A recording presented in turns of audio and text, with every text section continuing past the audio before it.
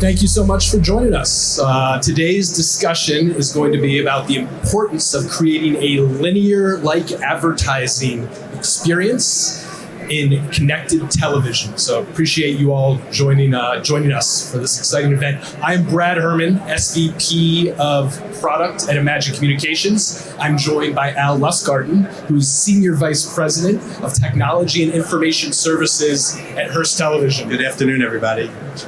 Let me tell you a little bit about Al's responsibilities, and I'll also explain why he is the perfect person to have this discussion with. So Al oversees Hearst Television's technology functions and leads its advertising operations, provides strategic leadership for many of the company's new technology initiatives, including artificial intelligence, machine learning, and analytics. He has led Hearst Television's cloud transformation and leads all aspects of its security program. Additionally, Al has operational oversight over the company's capital spending and fleet program. So Al has quite a broad purview and really, again, is kind of the perfect person to talk to about kind of the evolution of ad tech in the digital video space. As I think most people are familiar with, there is a kind of big change happening right now in kind of broadcast and how content is being distributed, right, across lots of different platforms, and how it's being consumed across lots of different platforms. This is, creating, I think, a lot of challenges that we're going to talk about today, and obviously some opportunities as well. Those opportunities have actually driven us, Imagine Communications, to build a digital video ad server called Surefire, which we launched last week. But I want to talk to you, Al, about what Hearst is doing in this space. And maybe you can provide a little context up front about kind of Hearst's digital distribution strategy and also the monetization strategy that goes along with that distribution. Great, thanks. So, I spend a lot of my life on the linear broadcast side, and I helped start a lot of our digital businesses, but the digital businesses are evolving very rapidly.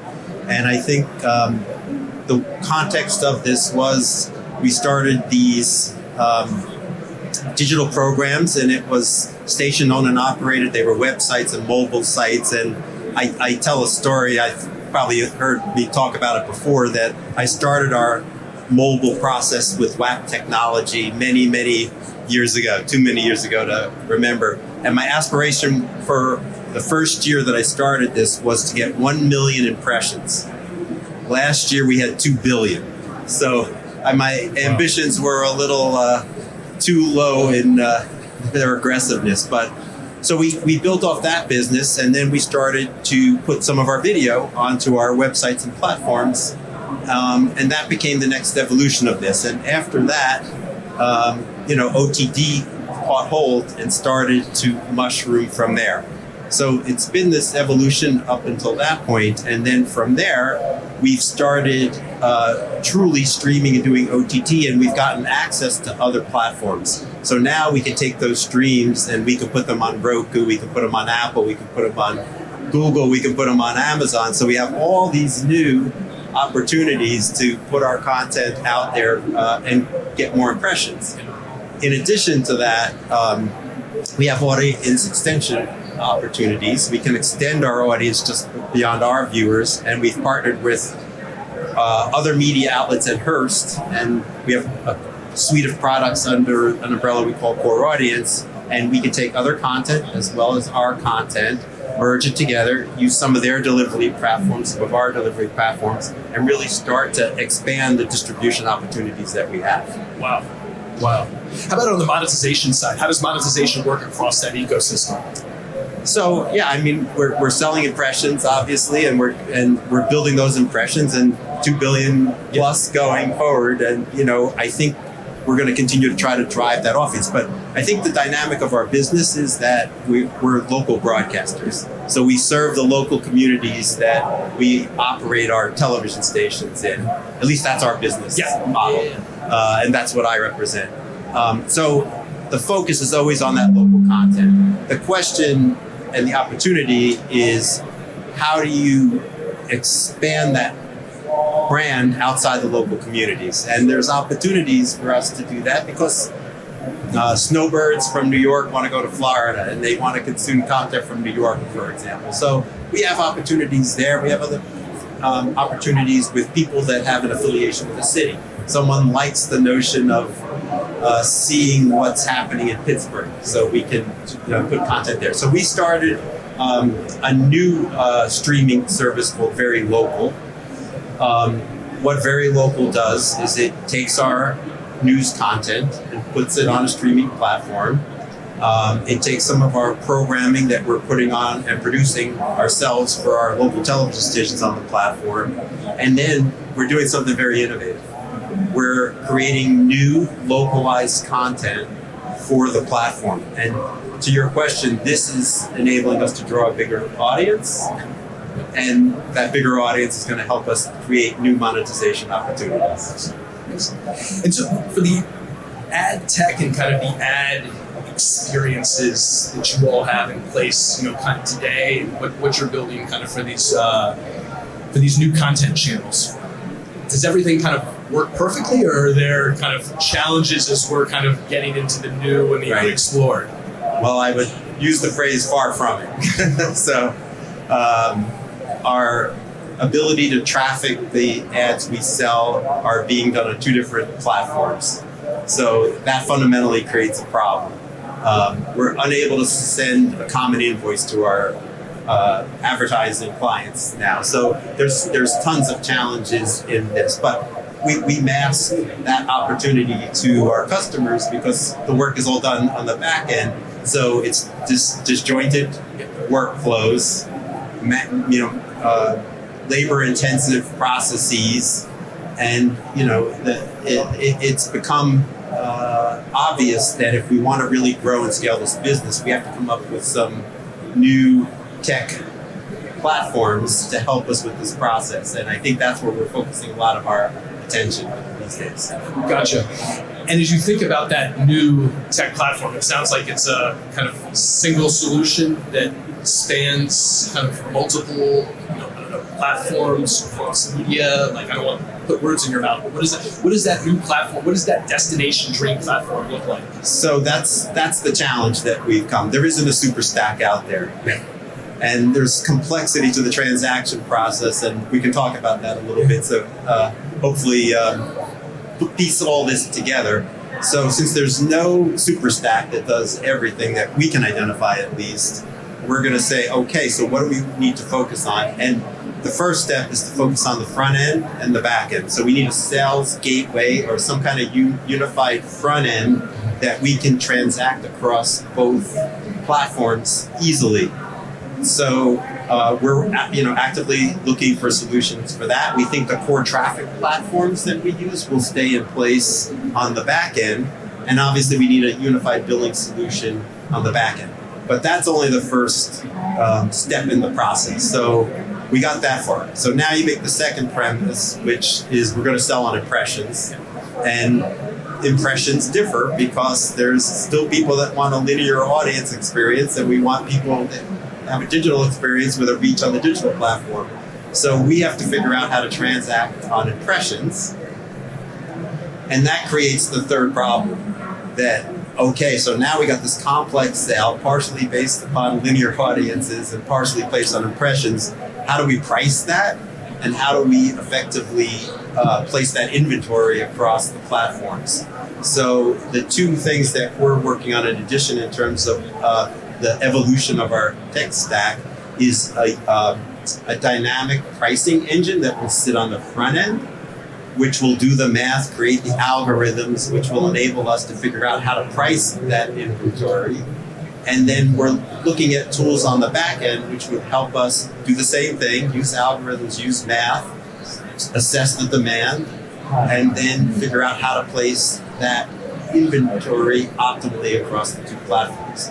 And it leads to numerous other discussions. So then it becomes a complex sale, and we have to go out and educate the buyers that we're working with, our local customers who are the mainstay of our business, to understand the value proposition and understand how we can optimize their experience in reaching the target audience they want. And we have to look at the optimization of how we can maximize the yield on the sale that we're making.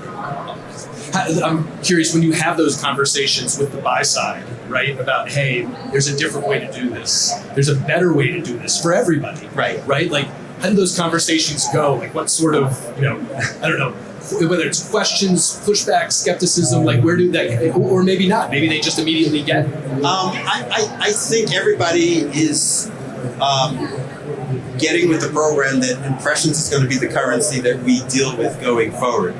But truly understanding the impact of that and how it will work for them in a campaign that they want to run is going to be an education process. So the nature of our business is that roughly today 30% of our business is national. So we have national reps who will sell that value proposition to their customers. 70% is local, and this will be an education process for our local sellers.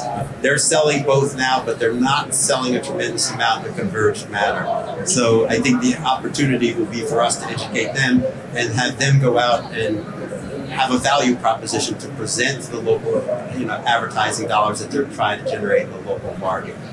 There's two other side benefits to this. For the first time, we have a larger digital footprint.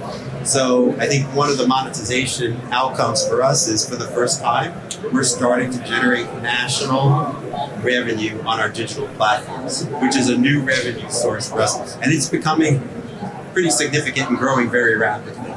So that's been a very interesting, dynamic of the opportunity that's out there for us to take advantage of this. And then the second point I'd make is programmatic.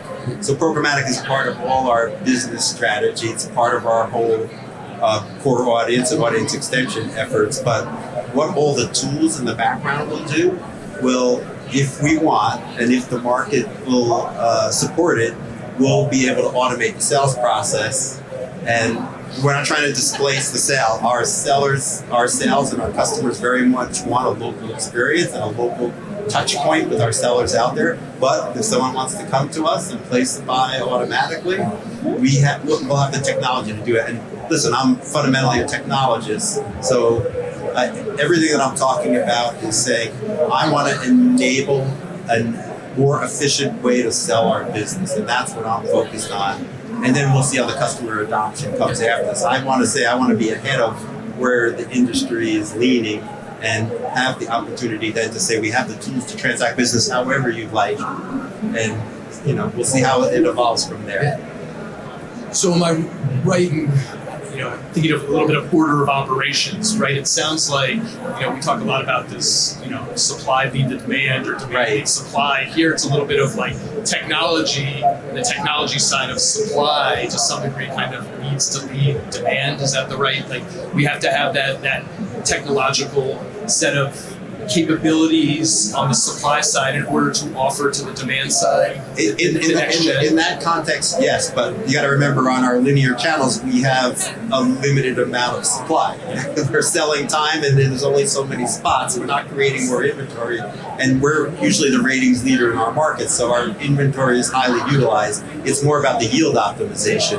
That's the really big opportunity for us, because then, even though we're leading the market and taking the largest dollars and charging the highest rate, we think we can do even better. Gotcha. And so you see that transition to impression-based television and true pure audience sale of televisions being kind of key to increasing the yield of what is effectively a fixed pool of inventory. Absolutely. Yes, it's already getting traction. Gotcha. It's picking up momentum.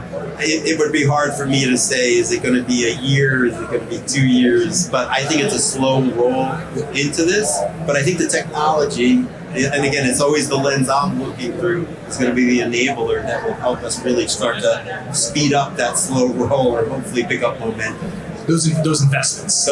Investments in technology, training kind of the sales force to turn around and work with their buyers. Yes. Gotcha. Makes sense. We've talked a lot about digital, right?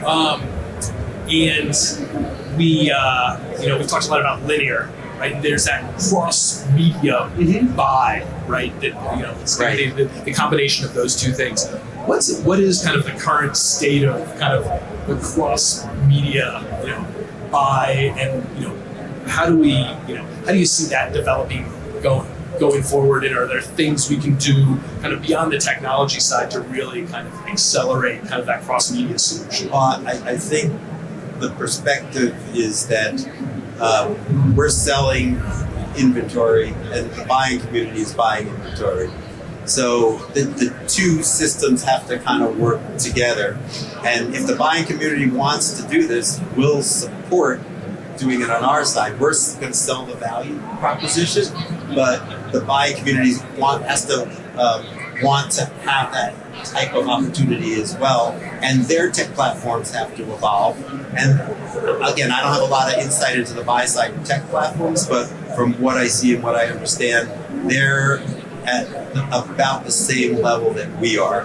So they have a long way to go to truly get to that point. So to answer your question more directly, we're seeing a modest amount of demand for cross-media buys, but we think there's a huge opportunity, and that slow roll we talked about, I think it's going to pick up momentum, and I think it's going to happen pretty quickly. And I think once that momentum starts to pick up, I think it's going to go really quickly into this. And it goes back to some of the other points with connected TVs and the sales opportunities that we'll have on other app streaming platforms.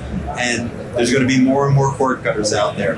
So we're going to have more and more opportunities to reach new and different audiences. And we didn't talk about the other issue that's here, and that's the fact that the digital audiences now are addressable for the most part. We're selling targeted audience at a premium price to our digital customers. We would love to move towards getting that experience on the linear side of our business, but there's a premium sale that we can make to that new audience, which is very attractive to the advertising community. Absolutely, absolutely. So you talked about kind of new advertising opportunities, new platforms, kind of new business models. And you've also talked about kind of multiple different platforms that kind of exist. I gotta imagine kind of as things continue to evolve, right? You will be kind of looking at and integrating and using additional systems, right? New pieces of technology. You'll kind of, those will work alongside or maybe replace kind of an existing ad tech stack that also has lots of different systems in it. Talk to me a little bit about kind of multi-vendor interoperability, right? Like how do all of these things come together, and do they come together kind of cleanly and nicely today, or is there like, as a vendor, right, as a solution provider, do we have work to do to kind of make it more cohesive from you, the customer's perspective? Well, at this point, as we've been talking about, we're using multiple ad tech platforms. And getting those platforms to interoperate has been a significant challenge. And we've solved one problem where we've exported all the data from all our systems, put it into a data lake, normalized the data so that we can do all our reporting and analytics on the back end. And when you're talking about targeted advertising and addressable, there's a big need for us to show attribution and show the benefit of what they're doing. But there still needs to be a better way for all these systems to communicate. And it's time for my shameless plug of the TIP initiative. The industry has adopted an initiative to develop open API standards. It's known as the TIP initiative. You can find information about it on the tbb.org website. And what the TIP standards have done is develop a framework for these APIs that all of the vendor community on the buy and sell side can adopt. And if they did, then we would have seamless two-way capability to move transactions between both the buy side and the sell side, and to piece together all the ad tech platforms that we're building on the sell side to get new and better information to optimize the sale. So we're strongly encouraging all our ad tech partners to look at the standards, adopt those standards. Some people are using the term lean in, and I think the opportunity is for them to lean in and embrace this and facilitate our whole industry moving forward together, or potentially getting disintermediated if they don't want to adopt this, because we have choices to make and we can go to other platforms to try to find the ones that will facilitate the better workflow that we're so desperately looking for.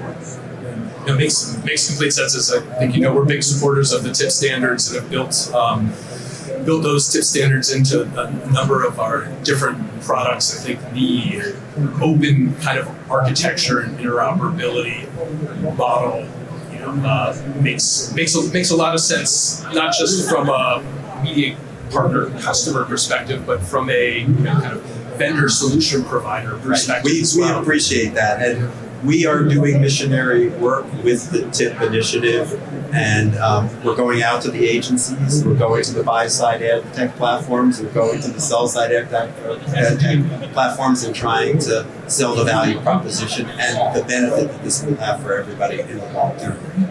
And am I right in thinking, it is hard to think about kind of a future, right? And all the new things that we're going to have to do collectively, what we're going to have to build, what you're going to have to, implement without kind of a more kind of open standardized framework. Right. Yeah, it's essential to figuring this out, or the industry will stagnate. But I think one of the fundamental secondary objectives here is to make our business competitive with other media platforms in terms of the ease of buying and selling and transacting business. A lot of what we've been talking about. And cable has an advantage of it because their platforms are a little easy to buy. Now satellite is a little easier. Our system is still pretty much doing things the way they were done 20 or 30 years ago. We really need to modernize these ad tech platforms to help facilitate and streamline this. And as we talked about before, it could go all the way through to automated buying through programmatic channels if that's what we want to do. It's an option that's out there, and if we want to do it, we'll be able to do it. The future's now. We could build these things. We can do these things if we want to. And that, you start to get into these crazy esoteric discussions of what can AI really do, and then you have bots on one side and bots on the other side figuring out how to place your campaigns. It could happen. Yeah. I think at one point in time you talked about kind of targeted linear, right? Yes. And obviously ATSC 3.0 is kind of a big, that is a part of like that framework. Talk to me a little bit about what you all are doing about ATSC 3.0 and any sort of kind of efforts in that area. Yeah, we've been very aggressive in embracing ATSC 3. We have 7 stations that have already converted. A couple of them are lighthouse stations, and we have 8 more in the pipeline to convert. And we're just methodically going through them. I'd say on average, we're probably putting up a new market once every 2 months at this point in time. So the goal is coming pretty quickly. What's evolving at this point in time is the security that sits in back of this, because we want to protect our asset, which is our content. We want to make sure it doesn't get pirated. And there's a lot of people out there, believe it or not, that want to pirate your local content. But we have a very nice little business with cable retransmission rights that we want to monetize, and we're happy to monetize our content if people want to come and legitimately come to us. So we're going to encrypt the data and secure it.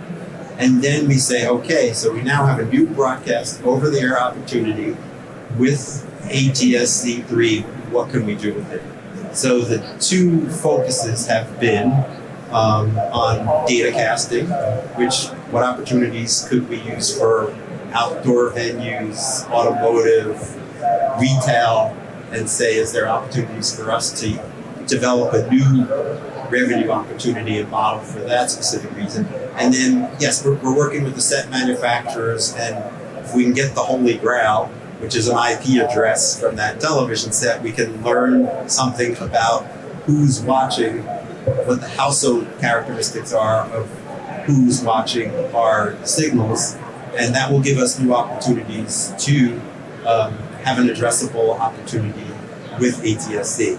I'd say at this point in time, it's very early in the process, but I think what I view as the opportunity at this point is, can we develop use cases, bring them to our senior leadership and say, hey, look what we can do with this, and then hopefully from that develop opportunities as we go forward. And again, a lot of what we're talking about is, where's the ad tech platforms, where's the technology to make this happen? And if I can start to build some of that technology in our core systems, maybe that will help accelerate the opportunity, the opportunities that might be there for us to take advantage of. Makes sense. Yeah. As I think about kind of the advertising opportunity, or the advertising really experience on linear television, Right. And then the advertising experience that exists within digital. Right. And this is not specific to kind of any other Hearst television. I'm just talking about in general. So I consume streaming OTT content.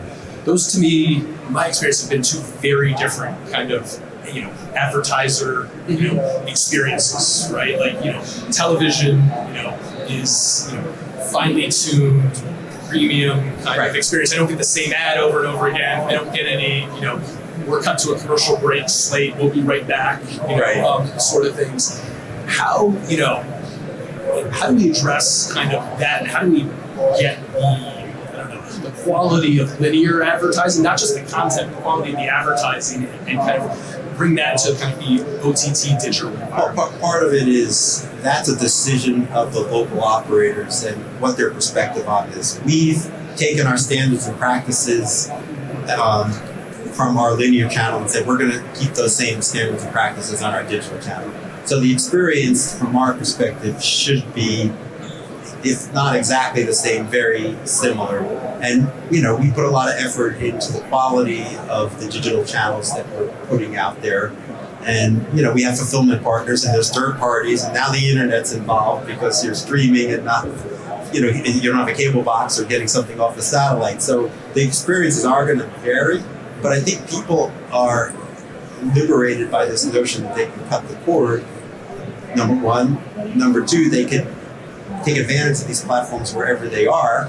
So I think people are really energized in this. I'm a cord cutter, so I have a second home, and I was paying all this money for cable TV, and I said, why should I do this? So I subscribe to YouTube TV and have an internet access circuit up there, and I'm watching and streaming up there just as I would. And I can tell you, my experience is there's virtually no difference between the linear and digital experience that I'm having up there. That's excellent. And you referenced, I don't know if there was a set of kind of like protocols and rules that you all put in place. I use standards and practices. So like, is that what kind of drives that kind of quality of by the process and being able to execute that set of standards in the digital environment? It's not about the quality of the video. It's I think more an issue of our customer base and what we're doing to maintain the integrity of what they're doing. And do you want 2 or 3 or 4 automotive ads running right next to each other? We just say we don't want to have that experience. More importantly, we've taken a stance on gambling. We've taken a stance on alcohol. We've taken a stance on marijuana legalization. We've taken a stance on many other things, and just said we don't want to open up that opportunity for us because we're not doing it on linear, so we're not going to do it on digital. That may change and evolve as we go forward. I think our issue is it's still a federal crime to possess marijuana, so even though a state says yes, the federal government says no, so there's ambiguity about what's going to be there. Even though I keep pointing out to the people I work for, this is a very big revenue opportunity for us, so let's see how we can take advantage of it at some point in time. So is implementing those standards, is that relatively, kind of like streamlined and easy, or does that become kind of a manual process that sometimes, has impacts on forecasting and revenue opportunities? You need to have, a process, and you need to have resources, people in place to make it happen.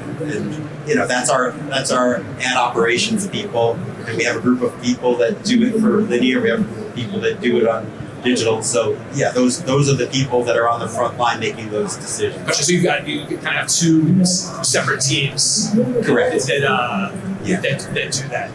And there's even one of the big things that's come up over the past couple of months. Interesting opportunities about security, because you read my bio. In my spare time, I oversee some of our security efforts. Advertisers have come and said, "Oh, let's put a QR code into our ad today." So that's great. Sounds like a good idea. Someone could go hold their phone in front of a TV and get something and go someplace. Oh, but what if someone comes in and maliciously hijacks that? Or what if someone makes a mistake and put the wrong QR code? This is why our ad operations people got to really pay attention to what's happening. And EAS tones or other things getting into commercials is just it's a bad day for us if those things happen. And people always try to skirt the rules, so we got to pay a lot of attention to that. And we want to do it both on our linear and digital platforms. Makes sense. That's fantastic, Al. I appreciate it. Unfortunately, I mean, I've got a lot more questions about what you said, but I think we are kind of at the bottom of the hour. Well, thanks very much for having me. Thank you guys for coming. Really appreciate it. Yes, thank you. Thank you all for the discussion. I appreciate it. Magic Communications. We're in the Central Hall, booth 2122. Love to have you stop by. Love to show you Surefire again, our digital video ad server. Born out of, again, a lot of the kind of the challenges and opportunities that we're talking about up here today. So please stop by if you get a chance. Enjoy the show, everybody.